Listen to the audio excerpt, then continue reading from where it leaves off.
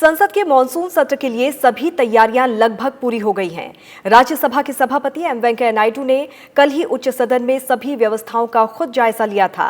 राज्यसभा के महासचिव देश दीपक वर्मा ने कहा कि आगामी सत्र को लेकर सभी इंतजाम कर लिए गए हैं। कोरोना महामारी के चलते संसद के मॉनसून सत्र में राज्यसभा के सदस्यों को एक ही सदन में बैठाने के बजाय विभिन्न स्थानों पर बैठाया जाएगा, ताकि सदस्यों के बीच सोशल डिस्टेंसिंग से जुड़े मानदंडों का कड़ाई से पालन सुनिश्चित किया जा सके।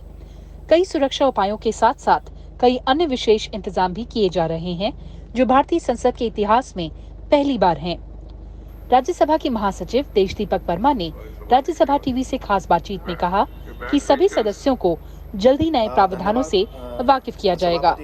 First time the Rajya Sabha and of course on the other days the Lok Sabha, the Raj will get extended right up to the galleries. So the extension is horizontally right up to the chamber of the Lok Sabha and vertically right up to the galleries. And this the entire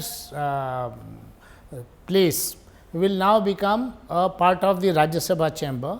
And the members are going to be seated not only in the chamber, but also in the galleries and also in the Lok Sabha, and both the places are connected with the and the RSTV would be of course covering it, and the members when they are speaking from the Lok Sabha or they are speaking from the Rajya Sabha galleries or from the chamber, it would be seamless as if they are speaking from inside the Rajya Sabha chamber. So that is a different kind of experience that the members are going to experience for the first time.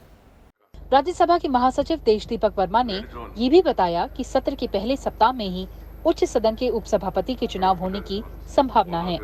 So the provision of the rules of business is that the election of the deputy chairman should be taken as soon as possible.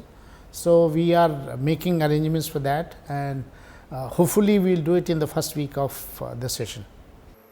Rajya Sabha के सभापति M Venkaiah Naidu ने सचिवालय को निर्देश दिया था कि कोविड-19 के चलते सोशल डिस्टेंसिंग से जुड़े दिशा निर्देशों को ध्यान में रखते हुए किए जा रहे उपायों और इंतजामों को सुनिश्चित करने के काम में तेजी लाई जाए। प्रीति मिश्रा, राज्यसभा टीवी।